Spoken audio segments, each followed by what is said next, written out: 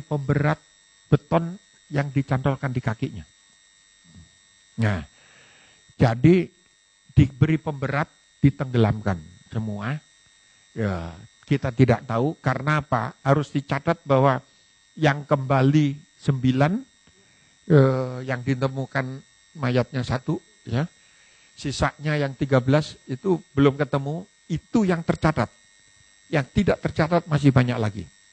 Kami menemukan 1 mayat dengan tusukan bayonet di Cemorosewu. Cemorosewu itu perbatasan Jawa Tengah dan Jawa Timur, yang biasa dipakai untuk naik Gunung Lawu. Polisi waktu itu masih di bawah ABRI, jadi tidak ada. Kalau ditanya, kenapa nggak dibawa ke pengadilan International Court of Justice di Den Haag sana? Bukti forensiknya nggak ada. Mana ada polisi bisa meriksa pada tahun-tahun itu? Sudah pasti nggak bisa, nggak ada gitu. Dan ini data tidak pernah diungkap. Banyak data yang akhirnya saya sembunyikan, ya, untuk catatan sejarah saja saya depositokan di sebuah tempat di atas muka bumi ini. Kenapa?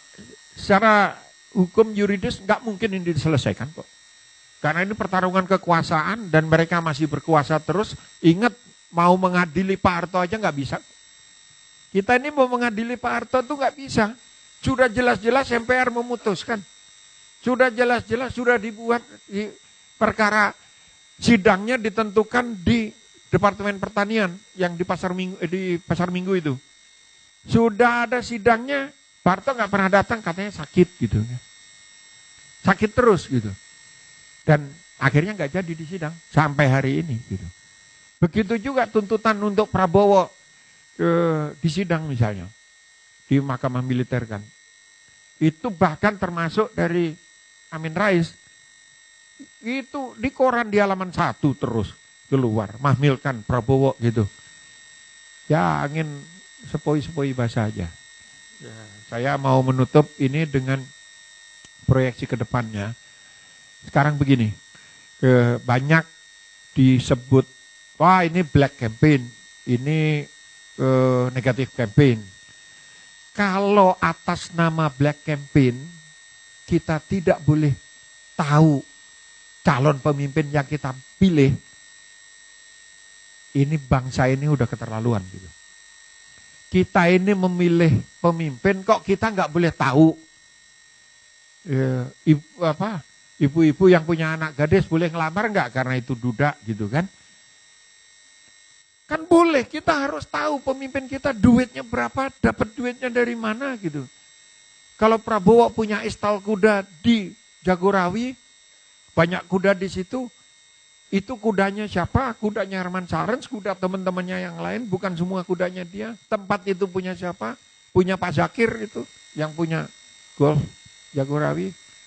Nah, kalau 6 bulan karyawannya di Kiani Nusantara, bukan Kiani Kertas, Kiani Nusantara itu tidak digaji, dulu punya siapa, punya Bapak Pasan, kan kita harus tahu.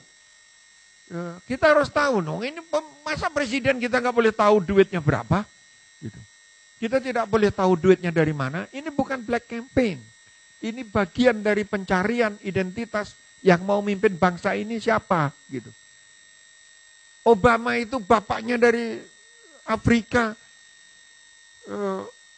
pulang punya istri 16 lagi, jelas kok dibuka semua, tidak ditutup-tutupi.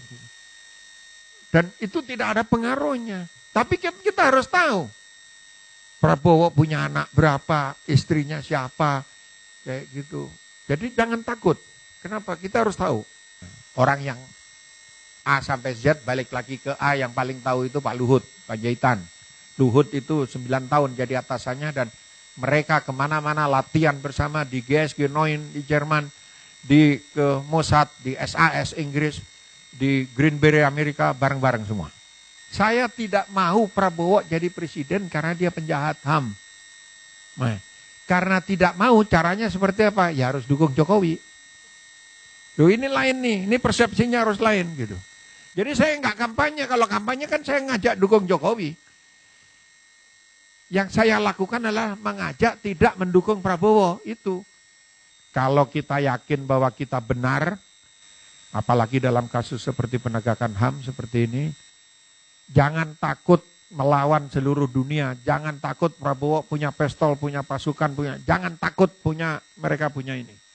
Bawa hati nurani kita, bawa keberanian kita. Karena sejarah nanti yang akan mencatat. Ya, sejarah itu tidak bisa berbohong. Dan suatu saat pasti akan terungkap. Wong surat DKP itu jelas-jelas dipecat kok.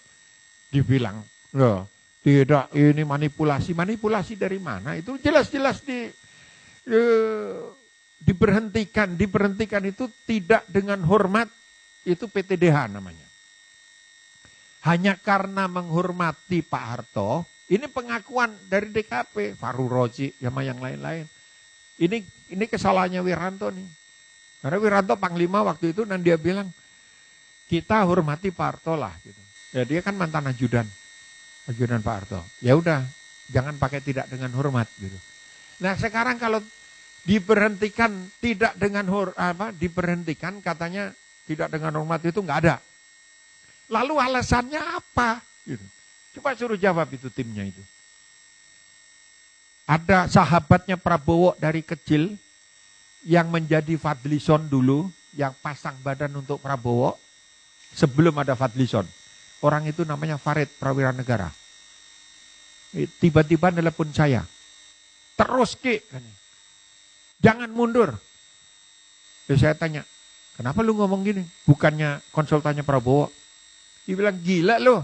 Gue temannya Prabowo dari kecil. Tapi kalau sekarang dukung dia jadi presiden, Ki, gue masih punya hati. Ini omongannya Farid. Kalau sekarang Fadlison yang pasang badan, tanya aja, Fadlison itu pengusaha apa? Itu adik saya jauh di bawah. Saya datang ke pusat rumah kebudayaan di Minang. Jadi dia membangun satu kompleks, ada museumnya. Ada ini saya bilang, Fadli, coba yang belum pernah ke sana dari Padang ke arah Bukit Tinggi. Kira-kira di pertengahan itu ada di tengah-tengah sawah. Di kaki Gunung Singgalang ada kompleks yang luar biasa gitu. Ada rumah seni segala macam, ada museum. Dan banyak patung-patung dadanya Bung Karno, Bung Hatta, Gandhi, sama Fadlison di tengahnya gitu. Jadi saya bilang, lu narsis banget. Saya telepon dia. Gue lihat patung lu di sini narsis banget lu kan ya. Rupanya memang cita-citanya itu.